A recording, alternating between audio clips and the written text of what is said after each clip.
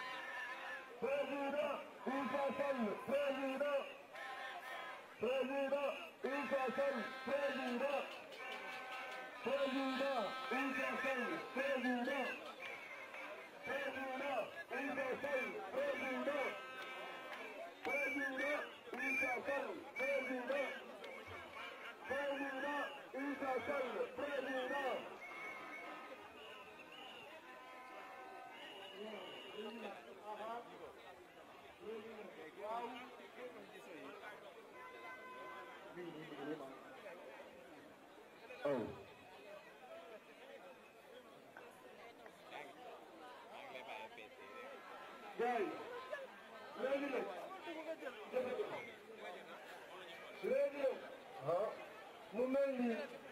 dañu def trajet bu xaw a gudd depuis ñu teg ci suba ba léegi ñu ngi ci àll bi dugg nañu tees fu ne dugg nañu ko jóge ba Kayar Bayaax te ñu ngi jóge jëm ci néew te aussi xam nañ ne xaar bi yàgg na xaar bi yàgg na te teewoo na li ko wër tabaar tayam kon su ko defee bu ñu bëggal xam naa li ci nekkoon ci ambiance def ngeen ko waaw kon li ñu war a defar ci ambiance mën naa ne amatu lenn nag lañ bëggoon mu leer ay ca kon président di leen di nuyu ana loxoy ca kaw ma xool président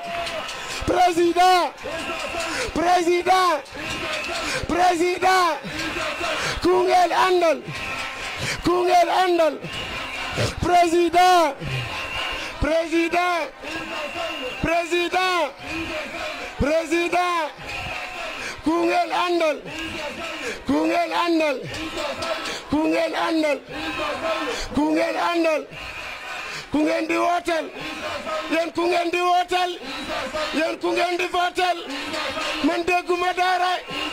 yéen ku ngeen di votel kon loolu leer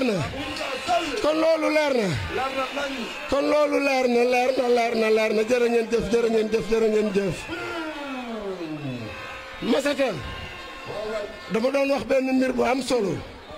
te xam nga mooy ban li ma yore lan la li ma yore xam ngeen ko yéen a ngi koy seen yéen a ngi seen bu baax li ma yore xamee ngeen ko amul beneen nag bii rek la bii bu verte bii amul blanc vert amul vert blanc verte bii la verte bii moo wóor vert naataange bii moom la ñu war a jël ñun ñëpp dimanche incha allah dimanche incha allah verte bii la ñu war a jël ñun sénégalais yi ñun pur sang yi dugal ko ci enveloppe bi def ko ci urne bi au soir du 24 février ñu yóbbu suñu président palais de la kon na ko ñëpp xamee bu baax a baax bàyyi ko xel bi ci des aussi bi ci des tamit am na ñu jotoon seen carte d'identité ñu bindoon leen ci à ne pas voter am na code bu ñuy jox ñu déglu ma baax li muy wax c'est important ñu déglu dama ni am na ñu jotoon seen carte d'identité ñu bindaloon leen ci à ne pas voter léegi nag ay nax la diil la bu ñu tegoon ñoom am na code boo xamante ni duñ ko wax fii mais après ku jege sa responsable dina la ko jox bu doon dañu def sa carte d'identité ne pas voter boo dugalee code bi di nga xam ban bureau nga war a voter ji na ñëpp voter ji na ñëpp voter ji na ñëpp voter ji mu leer kon nag ñu wax ni le président dafa teew ànd ak kan le président dafa teew ànd ak kan le président le responsable de Bës Du Ñakk mu Serigne Mansour Sy Djamil ñu tàcc ko waay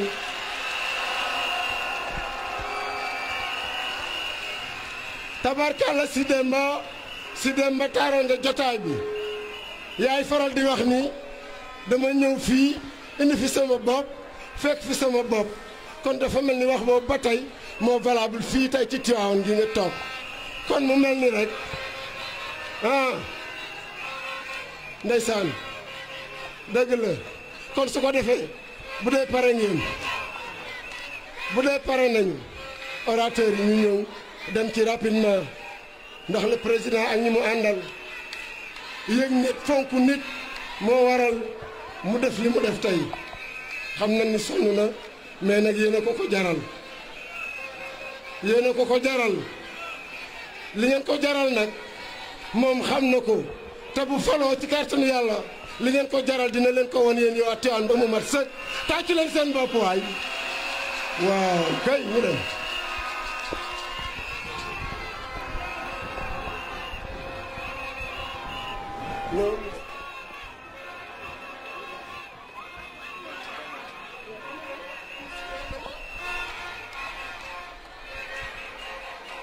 Merci. Merci. Mobilisation bi rafet na. Tivaouane a déjà choisi son camp. Tivaouane est déjà pur. La victoire a déjà choisi son camp. Xam nga li des. Teel a voté, teel a gagné, teel a feetu. Donc dañuy commencer ndax guddi na ca inshallah Tivaouane dafa bëgg a def un meeting exceptionnel. Donc ñii ñoo fi war a jël kàddu. ki jëkk a jël kàddu mooy Fatou Ndiaye muy wax ci turu jigéenu PUR département de Tivaouane ki ci topp mooy l'honorable député Sidi Ababacar Niang ki ci topp c'est l'infatigable. C'est le coordonnateur départemental Abdoul Aziz Aïdara. Ki ci topp mooy Mame Cheikh Ahmed Tidiane Sarr.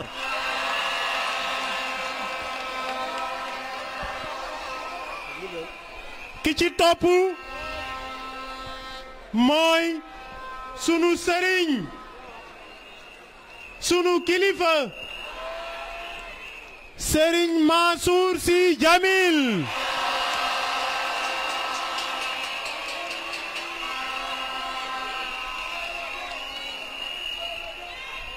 ki ci topp mooy le futur président l'homme neuf le futur président l'homme neuf le professeur El Hadji Issa Sall wax naa ni merci wax naa ni Tivaouane dafa am lu exceptionnel parce que ñi fi teew tey yaakaar naa ba ñu commencé campagne ba léegi musuñu dajee ci benn meeting loolu nag li ko waral xam nañu li Tivaouane représenté ci Sénégal xam nañu li Tivaouane représenté ci parti PUR kon nag le président Issa ñëwoon na fi en caravane mais xam xam na ni loolu doyu ko ci Tiwaawoon moo tax mu ni day dellu siwaat saafonteeg waa Tiwaawoon lan lañ koy fayee nag loolu lan lañ koy fayee voter 100% pur kon président na sa xel dal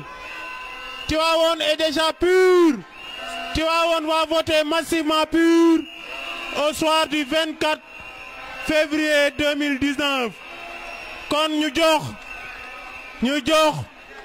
le responsable des femmes Fatou Ndiaye mu wax ci turu jigéenu département de Tivaouane kon Fatou ñu ñaan waa ana jigéen ñi jigéen ñi tàccu leen Fatou Ndiaye mu ñëw waay waaw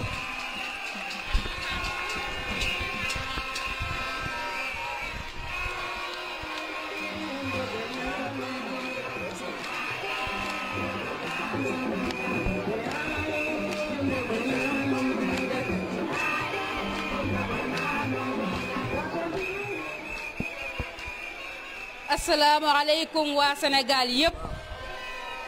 rawatina doomi Tivaouane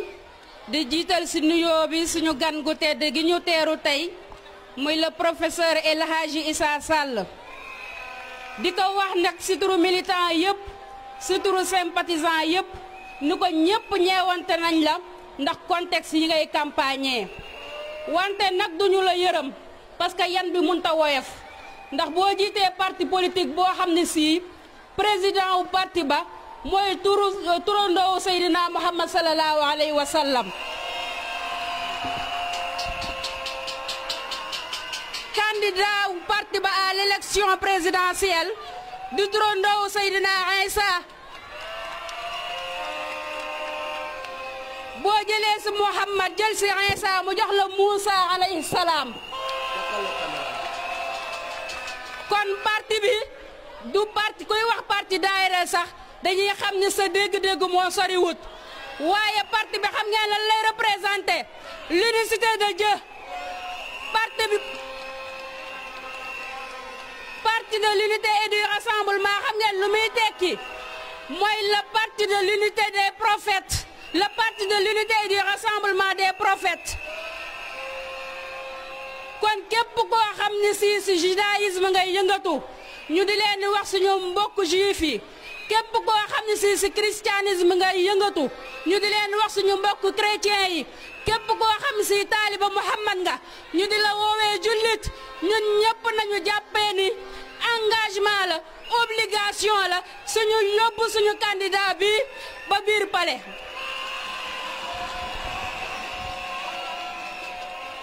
waaji Hadji Issa Sall ñu di la wax ni la bépp mission bu Seydina Moussa yore woon si relever les défis politiques sa responsabilité la ndax fépp foo xam si Firawna toll woon na fa si jaay doole si bew suñu njiit yi toll nañ fa wante li ma gën a neex si yow nag mooy da nga jël sa personnalité turandoo moo tax macha allah foo ko fekk rek reetaan bu sell bi ngay njëkk a seen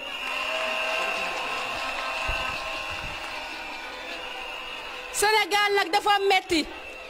kon soxla nañ njiit boo xam ne si dafa yore jukkay yonent yàlla Isa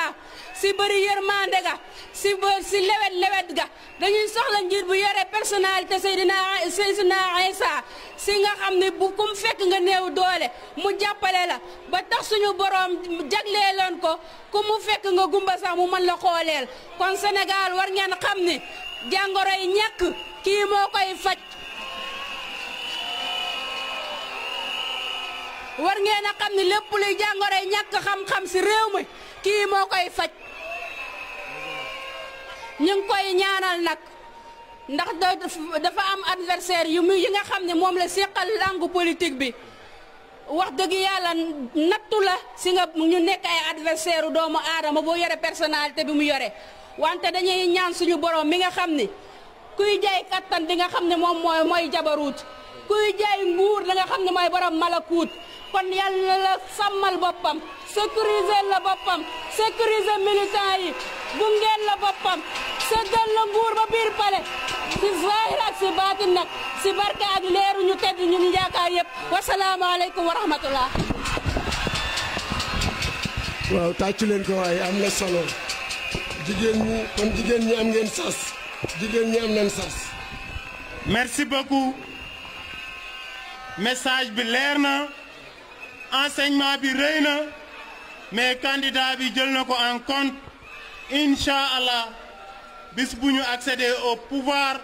li ngeen seen préoccupation yéen jigéen ñëpp dina am saafara te loolu lañ soxla Sénégal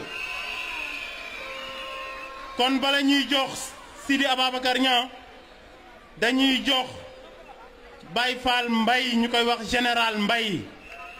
dañu ni nañ ko jox ndax liggéey bi muy def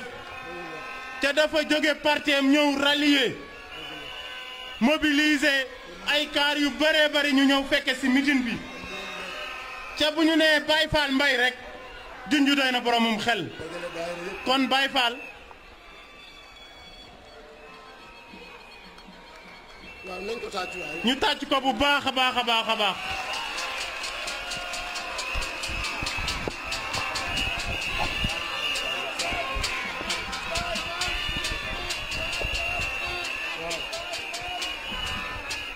asalaamaaleykum di wax bisimilah onze billah inna wali yàlla di wax jërëjëfe Serigne Touba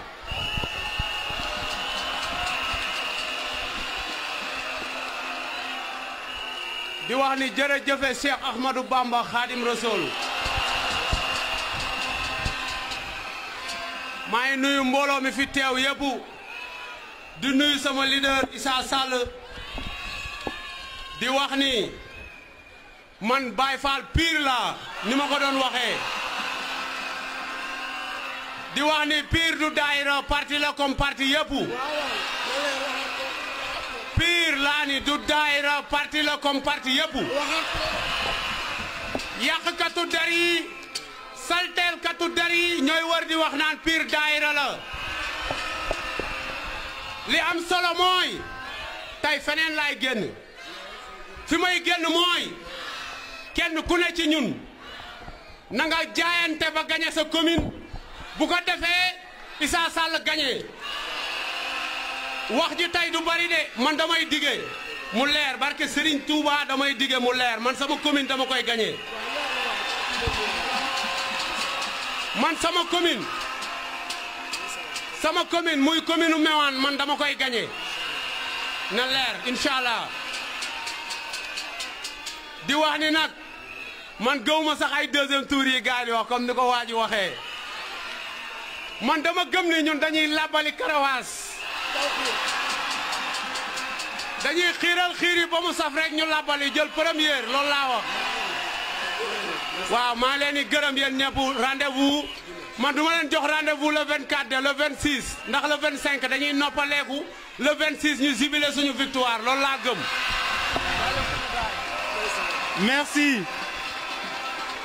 merci Baye Fall leer na nañ li mu wax nii da ko waxaale ay yeneen yu mel ni ñoom liste bi ay dara yor war a présenter des leaders yi nga xam ni dañu jóge ci yeneen parti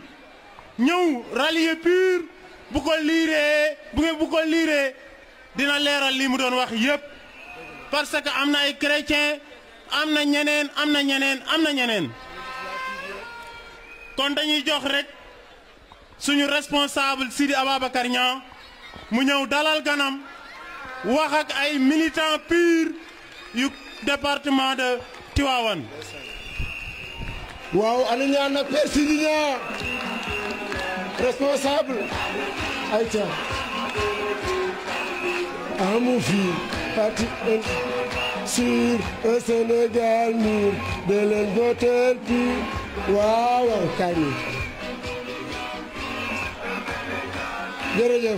jërëjëf Didier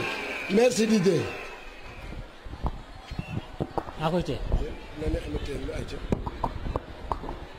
kon ñu wax asalaamaaleykum mbokk yi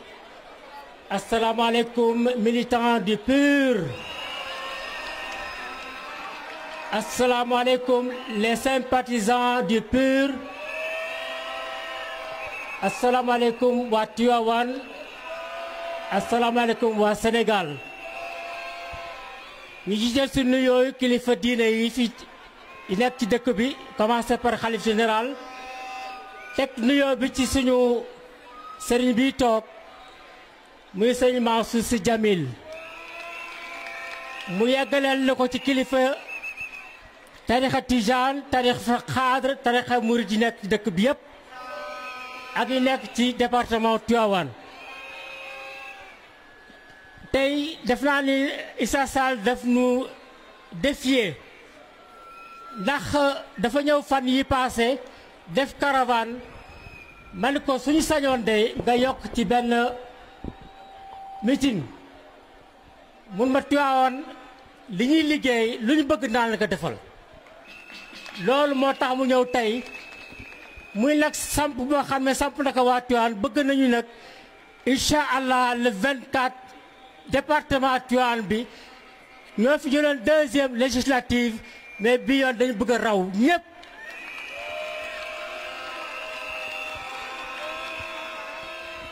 mën na nekk ndax Tivaouane PUR rekk fi nekk xëy na nag am na benn responsable politique benn muy Abdou Ndéné Sall am na sax sama mbokk bu ko tuddee Abdou neen Sall neen dafa wax ju garaaw joo xam ni teguwul fenn ay kàcc ci dëgg la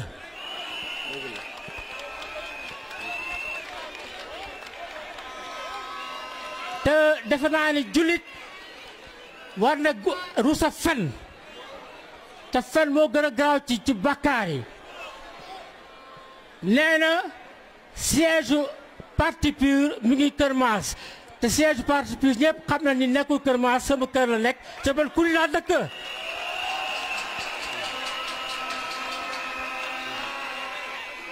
mu wax boo xam ne tegul fenn yàgg na wax nag ni parti bi parti religieux la mais am njàngam moo soriwul bu njàngam soriwoon ne xam ni réew mi parti politique mënul aju ci race mënul aju ci ethnie mënul aju ci religion mënul aju ci leneen boo ko présenté doo am récépissé kon war na delluwaat ci banque école primaire bu jàngaat wax na ni sëñ Moustapha dina génn wax nit ñi bu ñu woteel PUR loolu ci gannaaw dëgg la gannaaw ak dëgg sa wax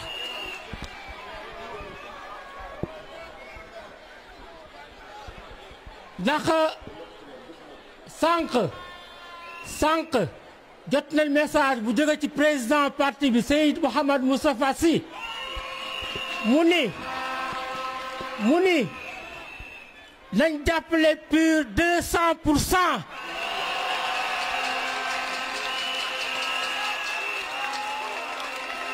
mu ni nañ ñëpp voté PUR te nañ ñëpp mobilisé dem fekk Dakar ci meeting culture ba ñu dem fekke gunge Issa ba ci meeting culture ba bu la 24 ñu gunge ko palais incha allah.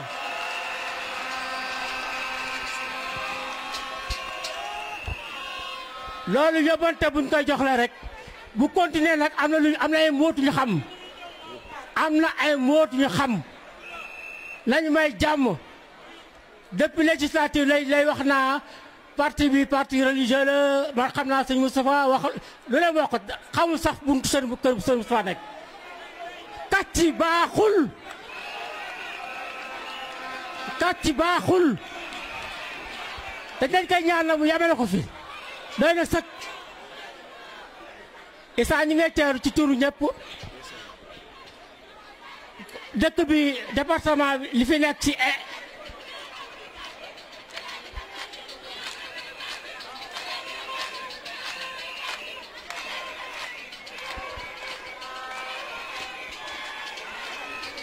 yooyu maa ngi tuuti département bi c'est un département de mine li ñuy ñaan rek mooy bu fekkente ni appliqué nañu code minier bu bees bi les 0,5% du chiffre d'affaires qu'on doit laisser dans les environs ñu fexe ba loolu yaatu boo nekkee président nga contrôler ko ba mu mën a yegg ci ñi ko moom. parce que 0,5% de chiffre d'affaires boo amee 200 milliards wala 300 milliards loolu mën na defar budget commune mën na defar budget département. beneen bi tam def naa ni une reprise en main de l'industrie sénégalaise war na am ñun ci industrie lañ yàgg a nekk mais am na société yu nekk yoo xam ni c'est 100% étranger amul participation état société yi gën a mag yoo xam ni état am na ci ay 10% la ci am mais loolu nag dafa laaj du ñu mën a tëb dindi yëpp mais tam laaj na dans le temps ñu fexe ba état bi gën ci am pourcentage bu gën a am solo. Industrie chimique du Sénégal c'est une très grande boîte mais fi mu nekk depuis des années embauché wul loolu ma xam nañ ko moom te poste clé yi yëpp indien ñoo ko géré loolu nag lu ñu signé na ak état loo xam ne lu jar a xool la ëllëg. Tivaouane moom gis nga ni mel dafa lëndëm amul lam assainissement bi des na hôpital bi des na atali yi amul loolu moom buñ ci jógee incha allah dina baax ci dëkk bi ndax Tivaouane faar la war a nekk ci dëkk ci àdduna bi faar la ci réew mi war na yegg ci développement foo xam ne ak rafetaay boo xam ni pèlerinage yi fii ni ñuy def pèlerinage religieux yi ñu am fuñ ko gën a teg war na gën a développé xam naa comme dafa guddi mais sax dañ lay wax ni rek da sa xel dal dafa mel ni dafa am lu dugg ci xolu nit ñi kër goo dem léeg-léeg borom kër gi daf la naa man de damaa jox sama kàddu faneel mais sama njaboot a ngi noonu jël leen ñëpp kër yëpp daanaka bu fekkente ni sax bu fee mais li wóor moom législative liñ fi amoon dañ ko am lu ko junni yoon pour ànd ak yow palais le 24 décembre incha allah asalaamaaleykum wa rahmatullah.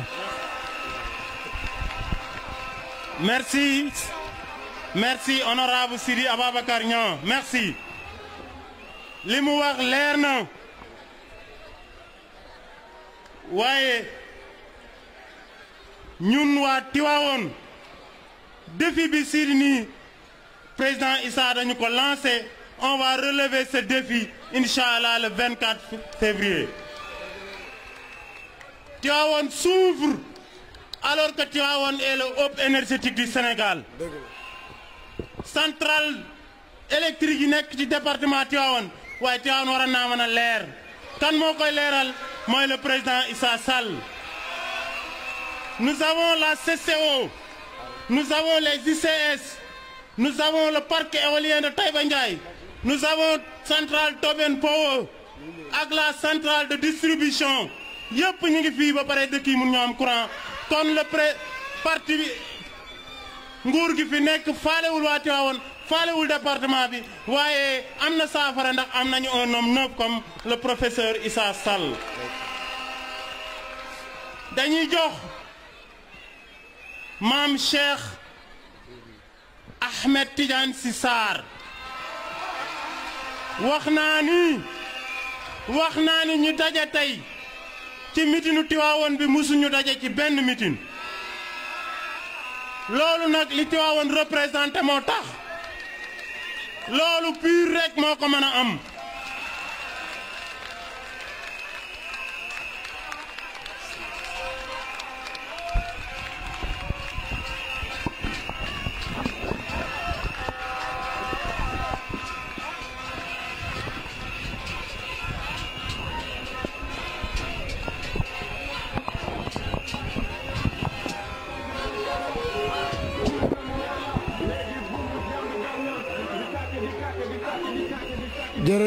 jërëjëf DJ merci DJ ñu teewlu tuuti rek السلام عليكم ورحمة الله تعالى وبركاته.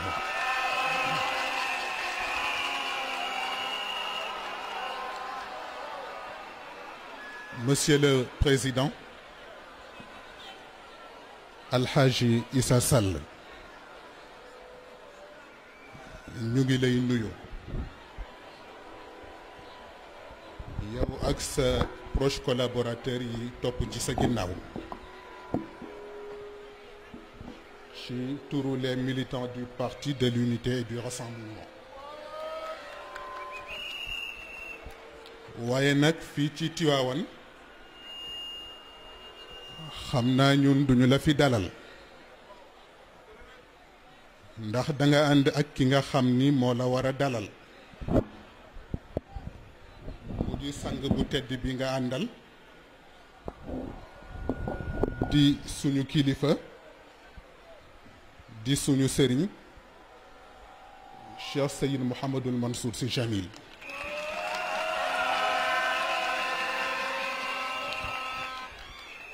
xam naa sëriñ bi mënuñu wax mukk li ñu bëgg a wax sans vous dire merci Serigne Mansour Sy Djamil au nom du peuple sénégalais.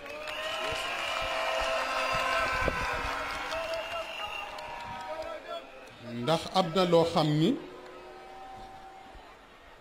budul patriotisme du xubbul watan ma xam ni patriotisme amul xubbul watan amul ndax macha allahu bu la neexoon nga toog ci sa coin te sa dara du tardé kon nag bu fekkee heure bu réew mi xewlee mooy ñu gis la nga tegoo coono yi nga tegoo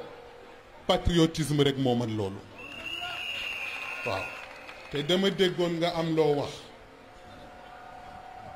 dama dégg nga ni sa waajur Seyyid Cheikh Ahmed Tidiane Sy radiyallahu taala anhu bi nga ko tàggoo ci wax ko ni ko da nga bëgg a def politique mu xamal la ni sañ nga ko waaye ndax citoyen nga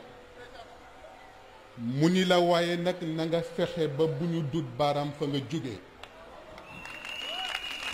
loolu mu la waxoon nag sëriñ bi fuñ la fekk ci loolu nga nekk ndax mësuñoo gis mukk nga ànd ak nit lu dul ci dëgg nga ànde ak moom waaw waaye nag loolu moo mën a nekk ndax sa góor ga moo daan wax ni laa yaarifu luma minna ahdatu rajuli waaw qad ixtabarna min addunya mataimaha duqna almararata duqna jawdata alasali waaw walam najid minhuma ma nastalidu bihi illa al ibaa waaw dafa wax ni am na ñoo xam ni buñ la yaree nee na yar la ci la refus ba doon nangu mukk ba doon nangu loo war a bañ waaw te fuñ la fekk ci loolu lañ lay fekk ah ñu dem nag ci élection moom la ñu dëgmal waaye tànn boo gis rek responsabilité la rawatina lu toll ni réew nga war ko tànnal njiit responsabilité ëpp ko doole ndax yonent bi sayiduna muhammad sallallahu alayhi wa sallam moom mi nga xam ni mooy le prophète de l'islam dafa joxañ les gouvernants am lu mu wax ci ñoom ni ida saluha saluha annaas wa ida fasada fasada annaas tudd al umara dafa wax ni jagu réew mu ni yàlla mi ngi ko aj ci jikko gouvernant yi ko jiite mu ni yàqu réew it yàlla mi ngi ko aj ci jikkoy gouvernant yi nga xam ni ñoo ko jiite mu ni ndax ku gouverner mu ni bu sa jikko baaxee mu ni réew ma baax mu ni waaye bu sa jikko yàqoo it réew ma yàqu kon koo xam ni nag responsabilité réew mu jag walla réew mu jagadi entre ses épaules la ko yàlla di gàll kooku buñ demee ba di ko tànn war nañoo xam ki ñuy tànn mooy kan. war ngaa tànn ñaar koo xam ni tànn bi nga koy tànn du jur regret ak koo xam ni boo ko tànnee ba noppi mën ko justifier. waaye à l'heure actuelle nag may xamal nit ñi ku bëgg a tànn bu la dul jural regret le professeur Issa Sall mi ngi nii waaw. te tànn giñ ko tànn nag lu ñu mën a justifier la ndax justification weesuwul li yàlla def ci moom mooy mbooleem critères yi nga xam ni moom la ñu war a tànnee leader ku ko seet ci alxaaji Issa Sall daa ko ci gis waaw. mu dëppoog la yonent yàlla Yuusuf waxoon wax ni inni xafidun alim mag mu baax ci réew mi firil ñu ko ni mooy je suis sérieux et compétent. ñaar yooyu nag moom la ñu gis ci moom. te bi ci des li ma dégg honorable député monsieur Babacar Thiaw wax ko ci Touba wax ni problème mu Sénégal bu fekkoon ni xam-xam moo koy réglé mu ni kon bi mu réglé yàgg na. mu ni ndax xam-xam bu ko valeur tingoomul mu ni xam-xam ba du servir la mu war a servir te alxaaji Issa Sall nag xam-xamam valeur moo ko tingoom. mu tolloon nag bi ci des mooy réew ñaar rek ñoo koy yóotu ki nga xam ni mooy yóotu réew mi bëgg cee jot ak ki nga xam ni réew mi moo koy yóotu ndax réew mee ko soxla te le président Issa Sall nag réew mi moo ko soxla. ndax ku natt actuellement Sénégal gis façon bi nga xam ni moom lay doxee di nga xam ni le Sénégal a besoin d'être purifié et seul un homme pur est capable de purifier et le président Issa Sall est un homme pur waaw. kon nag si c'est pur jeudi nous votons. kon nag président ñu ngi gën a renouveler suñu engagement di la wax rek ni ñun ak yow ba ci biir palais incha allah waaye nag di jéggalu bu baax a baax suñu kilifa suñu sang Cheikh Seyd Mouhamadul Mansour waruñu woon wax mukk ci kanamam moo waroon a wax waxaaleel ñu moo tax kàddu gi buux naa ko sama waajur Serigne Babacar Mbaye ba sonn waaye mu ni ma demal rek nga dalal seen nijaay kon nag Serigne ñu ngi lay nuyu di nuyu président wa axiru daawana alhamdulillahi rabbil alamin. jërëjëf rafet na kàddu yi rafet na.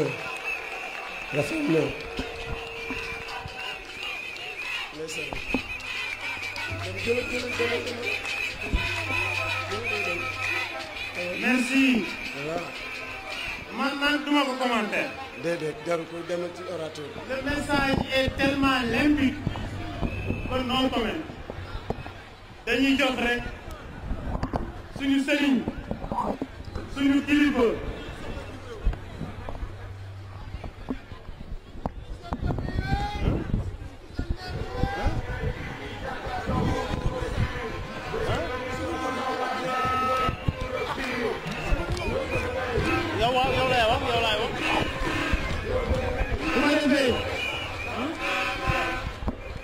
dañuy jox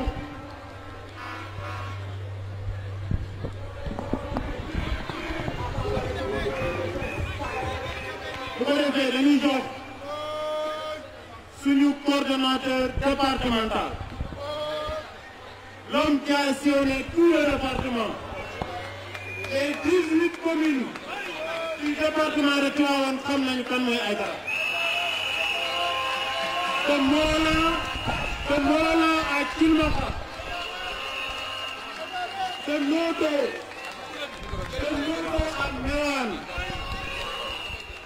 te Taïba Ndiaye ak Ngandiouf, les 18 communes qui composent le département de Tivaouane amul benn bu ko tegu tànkam. loolu ñun mën nañ ko seede ndax ku ci bari buy dem dinañ ànd ak moom wala bu ñu àndoo ak moom aussi bu jaaree nii ñu jaar nii. kon Aïdara liggéey bi nga liggéey ci département bi yàlla rek moo la ko mën a fay. sa alal fekkewu ko, sa temps fekkewu ko, sa dara fekkewu ko. engagement bi ma gis ci Aïdara bu ko Sénégal gépp engagé woo Sénégal dina raw réew yëpp kon Aïdara am nga gan le professeur Issa Sall ñu profité ci occasion bi di présenter waa jeunesse pure du département de Tivaouane. ana ngeen jeunes yi. kilifa gi nga xam ni moo ko jiite mi ngi nii toog Ibrahima Thiam. di présenter les femmes pures du département de Tivaouane ki ko jiite mooy Fatou Gueye mi ngi nii toog. bu ko defee dafa guddi dañuy jox Aïdara mu wax ñu ñan ñoo quitté seen parti ngir xam ni PUR mooy purifier le Sénégal comme ni ko Serigne ko waxee léegi kon Aïdara bismillah. salaamaaleykum mbokku Tivaouane ñu ngi nuyu 18 communes yi nekk ci Tivaouane yëpp di wax ni président Issa léegi la ñu boucler les 18 communes léegi ba tey dañoo génn léegi lañ pare waaye li ma dégg ci àll bi sama yaram dafa daw de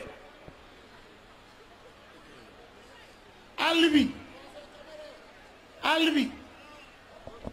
dañu bëgg a faju te xam naa ni wax nga ko waaye dama bëgg ñu gën ko fedd li dañu bëgg a jàng seen suufu baay yeeg maam yi nag jotatuñ ci dañu bëgg ndox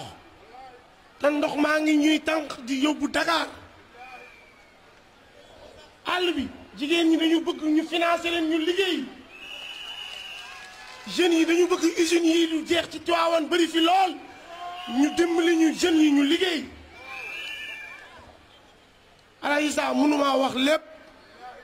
xam nga ko ku wërloo sa nattangoo yi Sénégal ñu génne la téeméeri préoccupation population Sénégal nga tëgg ci sa programme ci téeméeri saafara muy solution kooku defe naa ni bu yéegee dana dem man nag li ma wax population yi ba tey laay wax mooy ñamoon ngeen ñamati feneen bu ngeen ko ca dollee bu ma fi jaaree bu ma kenn jooyati su ngeen bëggee mu saafarawu jox leen ki musul laal te yore lu kenn ak amul lu muy justifié ñun nag sunu candidat moo ci ëpp xam-xam ci ñi dem élection sunu candidat moo ci lebal réewam loo xam ni kenn lebalu ko réewam te yoroo nguur mooy tabax entreprise bu toll na université du Sahel ay téeméeri nit di ca liggéey nga ciy former jeunesse su Sénégal ak jeunesse su Afrique ñetteel bi moo di kenn ku nekk dégg nañ ñu lay tuumaal yow de kenn déggagu ko ci rajo kenn déggagu ko télé kon nag li mbokk mi wax léegi rek moo ci nekk man ak samay nattangoo ñi la xam nañu sa détermination ñun ñii ñuy wax dañoo liggéey ak dañoo def dara yaa nu mën fuuf yaa nu ko gën a gëm yaa nu gën a taxaw ndax xool ci yow moo tax sañatu ñëw tëdd sañatu ñëw yandu waaye dama lay wax ni bu budget commune yi baaxee billaahi nit ñi dañ la dolli di la dolli ba dinañ changer sa constitution boo xewee pour joxaat ñu baal merci Aïdara dafa guddi li mu waroon a wax ëpp na loolu waaye ñoo ko ñaan mu gàttal kon dañuy jóg Serigne Mansour Sy Djamil li nga xam ni mooy le leader du Espouniat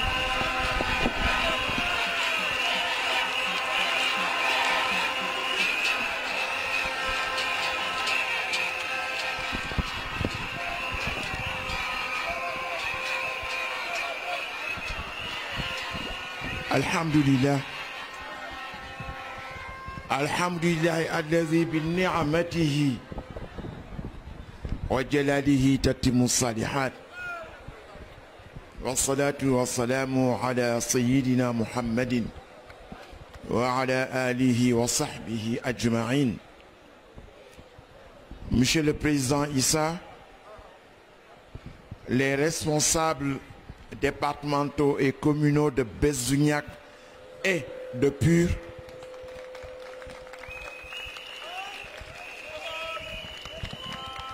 gannaaw bi ma nuyoo sama ay waajur yi ma fekk fii,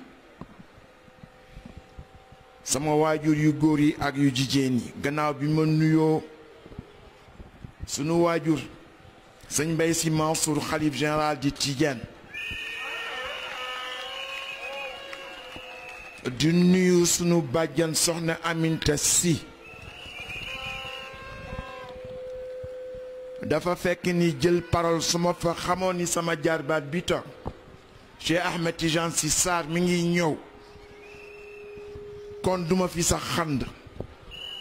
ndax xam naa ni fu mu nekk rek man la fa nekkam ay nijaayam la fa nekkam.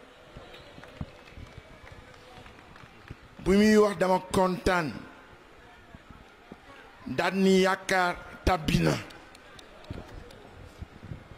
la relève est assurée.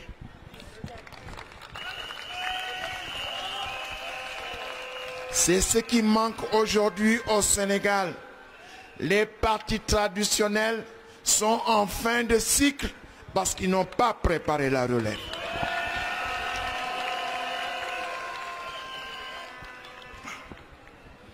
muy ko nga xam ni bi muy wax maa ngi xalaat li ma Macky Sall waxoon, dafa ni moom bëggul ku sant Sy wala ku sant Mbàkke bokk ci gouvernement. mi ngi may dégg moo ma ko wax bi mu koy wax soxnaa ma ngi toog. bëggul ku sant Sy wala ku bokk ci ku sant Sy wala ku sant Mbàkke bokk ci gouvernement bi waaw. démb yépp maa nga woon Touba ci sama njabootu maam Xadimu Rasul. la ma fa gis ci ay cadre ay boroom xam-xam ñooñu parce que Mbàkke la ñu sant nga ni bokkuñu bëgguñu bokk seen gouvernement. bi ma ko waxee ma ni que li nga wax c'est anticonstitutionnel. te Issa xam na ni c'est anticonstitutionnel. C'est une discrimination sur la base de la race, de la famille, de l'ethnie, de la région, de la ville. ma ni ka dem lay jox benn exemple ndax cadre yaa ngi fees del si ñaari famille yooyu. ma ni ka sama rak Cheikh Ahmed Tidiane am na ñaari doom yu nga xam ni ña nga kenn kaa ngi MIT kenn kaa ngi Howard University. ñi ngi bëgg pare seen jàng. Howard University c'est la plus grande université du monde. C'est la première université créée en 1876 par John Harvard sur la base d'un waqf. Ils ont un budget de 32 milliards de dollars par an. Cheikh yónni doomam foofu pour mu jàngi. ñan ñoo leen fa fekk ay doomu Abdoul Mbaye premier ministre. waaye doomu Cheikh ñoo leen rawee ñaari at. ma ni Macky est-ce que xel mën na nangu doomu Cheikh yi am seen diplôme rentré au Sénégal doomu Abdoul Mbaye yi am seen diplôme rentré au Sénégal te ñee ñoo leen rawoon. yow nga ni sëtu Kéba Mbaye mën na nekk président de la République waaye sëtu sëñ Babacar mënu ko nekk. waaw moo tax su dee dégg ñu naan daayira fii Issa képp ku fi falu Senghor ba tey daayira yi ñoo la fal.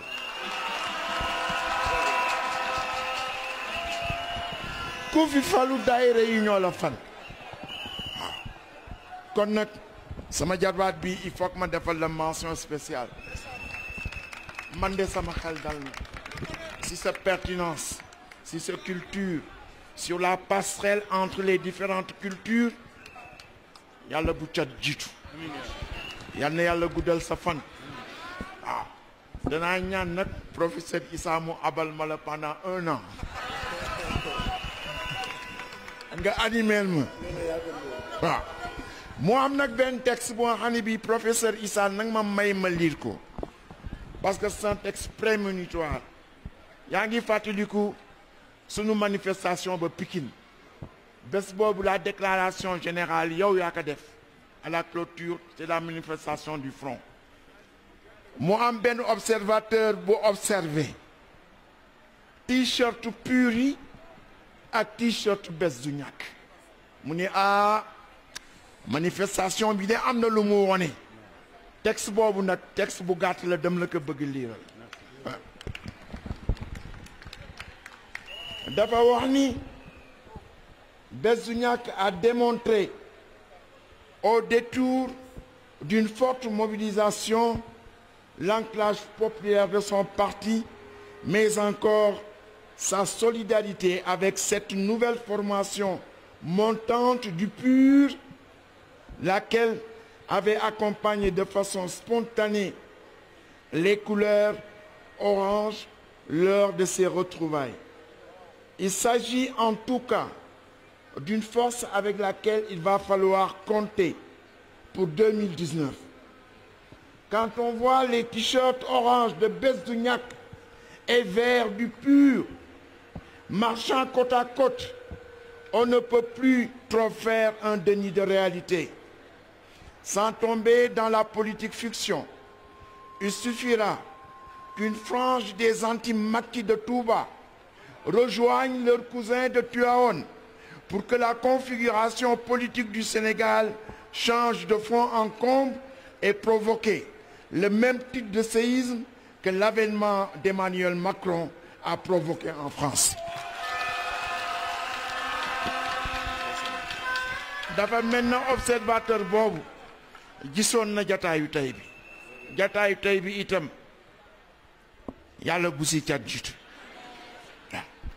may tege nag li sëñ Cheikh waxoon sëñ Cheikh dafa wax ni yàlla bëggul ku tooñ waaye li mu gën bañ mooy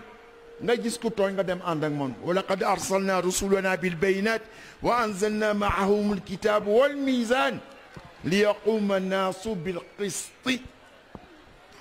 yàlla nee na li ma wàcce si ay téere ak ay yonent yëpp c'est pour que la justice règne sur terre wala tarkanu ila alladhina zalamu fatamassakumu naar li sëñ Cheikh wax la Alxuraan di wax nee na bul fekk ku tooñ nga jeng jëm si wetam keroog yowmal xiyaam su ko dee duma di ko mbugal yow daa si bokk sëñ Cheikh wax tam itam ni légitimité day wàcce yërmande yàlla si réew l'absence de légitimité ay élection yoo xam dañ ko sàcc day wàcce mbugal si réew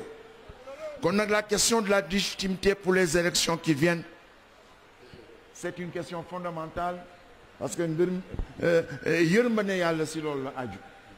mais bëggoon wax rek nettali li sëñ Cheikh waxoon sëñ Cheikh moo nu ubbul yoon wi 1959 mu créé son parti politique ñu koy wax li ñuy wax rek sëriñ du politique duma dugg foofu waaye xam nga si lan laa dugg sëñ Cheikh dafa wax ni dafa am benn nit bu nga xam ni bii benn picc saaku ceeb baa nga ne picc ba bëgg fa dem su demee ba koy jege rek daldi wadd mu essaie 1 2 ou 3 fois picc yëpp dajaloo ku nekk dindi si sa dunq takkal ko biñ ko takkee ba mu dëgër mu daldi naaw rek daldi dem bi mu demee mu toog si kaw saaku bi te ñoom ñi ngi yaakaaroon ni dafay bëtt saaku bi si suuf waaye dafa dem toog si kaw saaku bi famille yam yëpp wër ko muy lekk ñi nga xam ni ñoo ko takkaloon seen dund ñoom ñëpp nekk si suuf sëñ Cheikh nag nee na loolu su amee da ngay wuti benn lance-pierre bu taw wi ni ko tuy mu wadd kon nag le 24 février lance-pierre bi mi ngi ci seen loxo taw wi leen ko ba mu dang ni ko tuy mu wadd su ko demee nag ñeen dindiwaat dunq yi takkal ka Issa moom su demee si suuf lay bëtt ceeb bi ñëpp jëriñu wasalaamu aleykum wa rahmatullahi taala. am na solo si Demba am na solo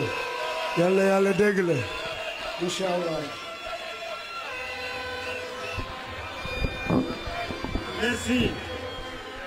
merci. taw yi ba mu sës rek taw yi ba mu sës wala ñu def ko ni Babacar Thiam waxoon rek. merci. ki ñu war a jox mooy ki nga xam ni mooy suñu candidat mooy suñu leader mooy le sauveur mooy l'homme neuf mooy borom loxo yi set wecc. bala ñu koy jox dañ leen di jox information yi di ñëw. waa commune bu Cherif Lo ñi ngi informé ci meeting de clôture suba. waa Darou Khoudoss ñi ngi informé ci meeting de clôture suba. dañuy ñaan commune yëpp bu ñu defee seen clôture suba département bi moom vendredi lay def clôture am di ko defee dans la commune de Taïba Ndiaye. plus précisément à Mbayeen 3 man maay accueillir département bi nag. dëgg la. commune yëpp taxaw naa ko kon bu ma wootee nag dama ñëpp wuy si. merci kon ñu jox le candidat le professeur El Hadji Issa. waaw dama ni tàccu leen ko waay. kan ngeen doon xaar. président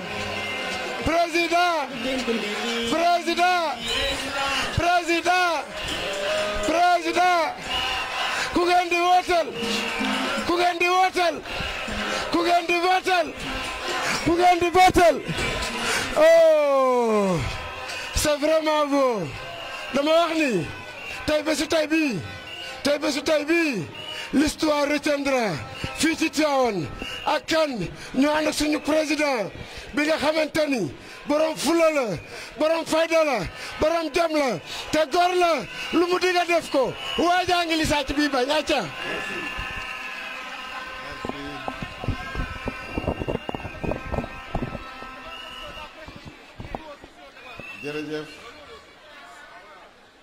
jërëjëf waa Tivaouane ñu ngi leen di sant di leen nuyu yéen nag dafa mel ni ñaari meeting ngeen am te yéen rek yéen a fi am ñaari meeting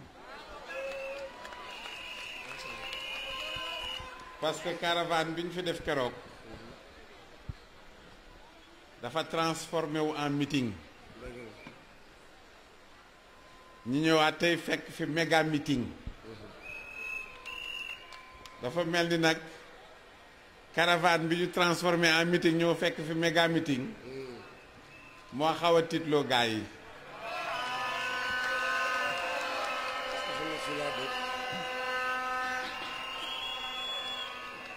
wante nañ muñ tuuti rek le 24 soreetul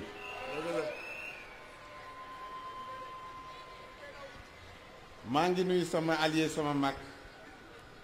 Serigne Mansour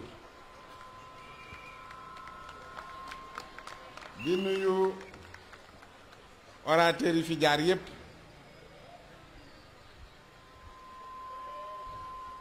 Serigne Mansour wax na dëgg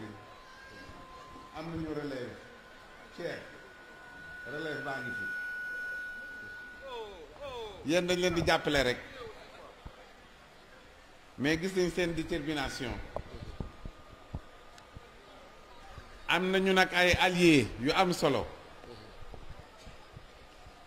ngeen may ma tudd leen gërëm leen ku ñuy wax Aliou Sarr mu ngi fii ci mbooloo mi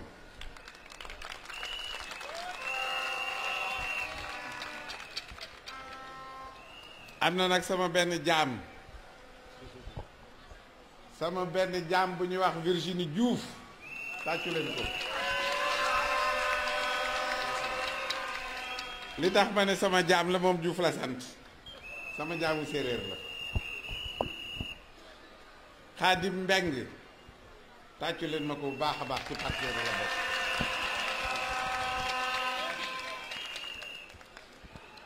Lazare Laman Thiaw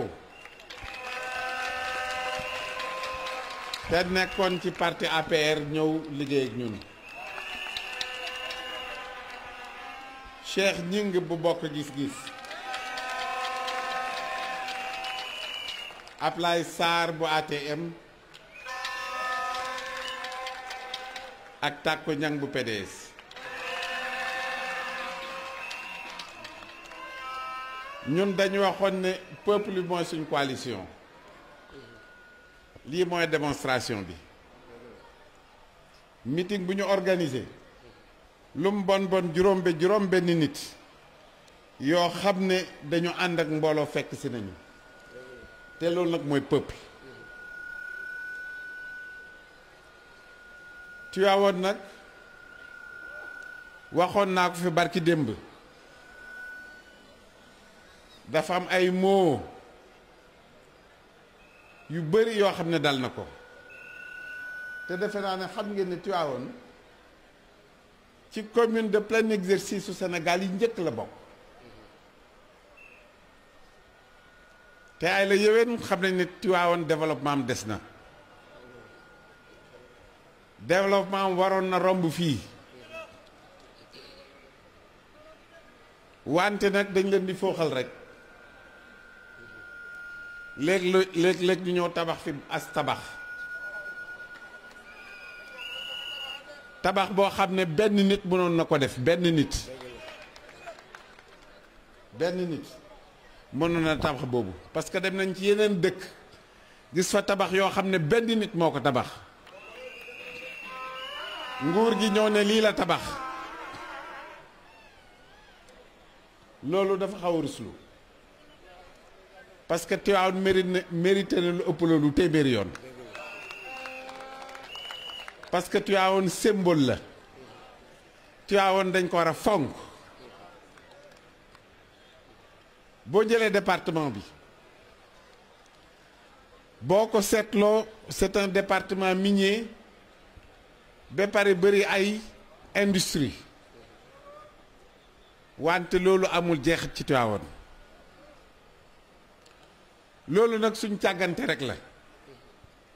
bu ma nee suñ càggante état bi la ñun dafa mel ni bëgguñu dara te war nañu bëgg dara nag te jot nañu bëgg dara parce que mun a am indépendance ba mat juróom fukki at parce que suba la bu déwét la ñu am 60 ans d'indépendance mënuñu jël suñu responsabilité mënuñu defal lenn suñu bopp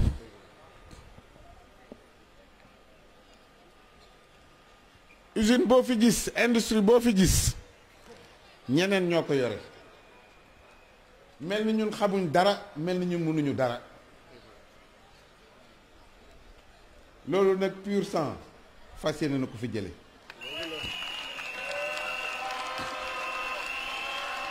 mag ñi léeg-léeg nga leen dégg ñu naan waa indépendance kañ lay jeex mais parce que li amoon il y a 60 ans mais dañu dellu gannaaw sànq ci Thiès maa ngi ci wax mbiru transport ba cité benn fànn ci transport multimodaux yi maanaam muy géej gi di chemin de fer bi di route yi am na bu des de ak train ma développé train Thiès wax ne Thiès war na nekk ëpp ak sax barke yi nekk ci train xam nga mag ñu tedd ñi tëdd fii am nañu taarix ak train loolu rek waroon na tax ñun ñu ressusciter chemin de fer bi du noonu wante chemin de fer transport de masse la moom rek doyul communication transport terrestre bii autoroute bañ jële fee mu jaar Thiès dem Touba autoroute bi war na continuer Tivaouane dem ba Ndar autoroute bi yem Touba war na continuer dem ba Ourossogui dem ba Matam autoroute dafa nekk moyen de communication bu am solo te xeetu transport boobu dañu ko war a développer Sénégal département de Tivaouane am na géej géej gaa nga fan mu nga Mboro ak fan Fass Boy ak Lompul ak kii ak non nan la tuddati déedéet Potou hein mais Potou c'est dans le département de Louga yéen seen géej fu mu nekk Diogo foofu la zircon bi nekk donc yéen a ngi ci biir transport multimodal parce que foofu war nañu fexe ba nga xam ne bateau yi dafa teer ngeen am autoroute am chemin de fer am transport maritime mu des ban ana aéroport fii war ngeen a am aéroport fii nag dëgg la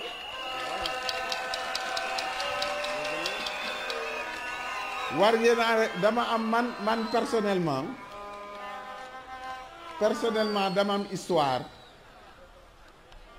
dama am histoire aérienne ak Tivaouane te amu leen aéroport dama jóge Ndar yore roppalaan yi war a dem Kaolack bi ma ñëwee ba booru Kébémer ngelaw li sànni ma réer man daal maa ngi wër ci avion bi rek di wër ci avion bi rek man rek maa ci nekkoon de ba si yàgg ma ne waaw man di xool essence bi muy wàññeeku ma ne ah waaw essence bi bu jeexee moom nu may def téemaa dellu Dakar ma xool ci suuf transport multimodal baa ngi ñëwaat de ma xool ci suuf di chemin de fer ma ne ah comme gis naa chemin de fer daal wóor na ma ne dina ma yóbbu ci benn dëkk ma wàcc avion bi ba mu xaw a wàcc tuuti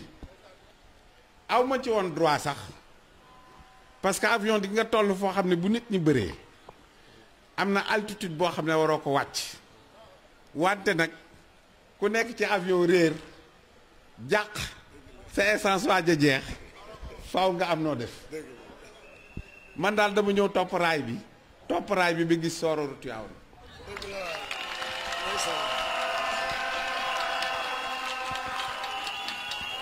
bi ma gisee sooro bi sama fit def ne tëf mu wóor ma ne man mënatumaa réer boobu Kaolack laa doon jëm de Thiès dañ koy aaye parce que Thiès dafa am Kanda dafa am aérodrome militaire ñu ne ñun amu leen droit jaar Thiès mais keroog dama xuus digg Thiès ba ma gisee Tivaouane dama jaar biir Thiès dem Bambey wàcc Kaolack bi ma wàccee Kaolack téléphoné Dakar ne leen ah man kat wàcc naa Kaolack want moo tax njiit jigéen baaxul wàcc naa Kaolack wante li ma dese ci essence bëriwul gars yi ne ma da ngay jël géej gi rek jaar Joal rek fetal ñëw Dakar ma taal roppalaan bi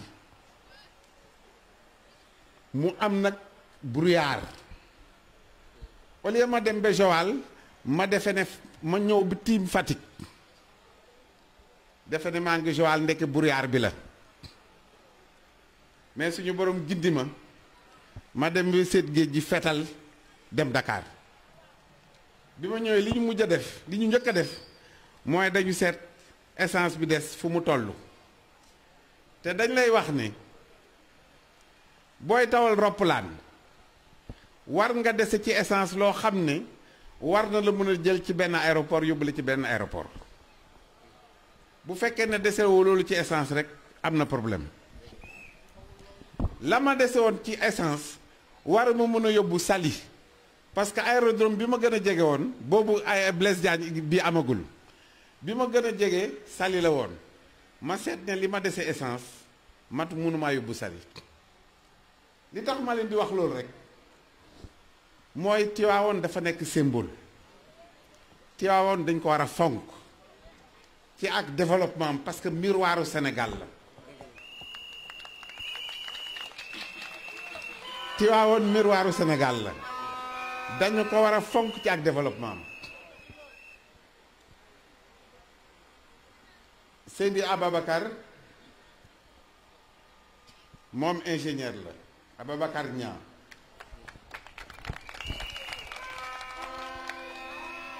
xam na bu baax li muy wax bim ñu ne phosphate bi ak acide phosphorique bi cadre ya fa nekk yépp ay indien lañu waaye xanaa suñu xale yii nga xam ne dañu jàng ba ar bëgguñu liggéey bëgg ngeen liggéey xale yi comme nag bëgg ngeen liggéey di ngeen ci jot xam nga lu tax man ne di ngeen ci jot ci yéen rek la des mobilisation bi ngeen def mobilisation ba ñu bàyyi Thiès mobilisation ba ñu bàyyi Guinguinéo mobilisation ba ñu bàyyi Louga ak feneen ak feneen ak feneen ak yaakaar mobilisation ba ñuy defi Dakar bu ngeen ci jàppee premier tour mën nañ ko yëkkati gaa yi ca kaw maa ngi leen di sant di leen gërëm salaamaaleykum wa rahmatullah waaw kay. Merci président.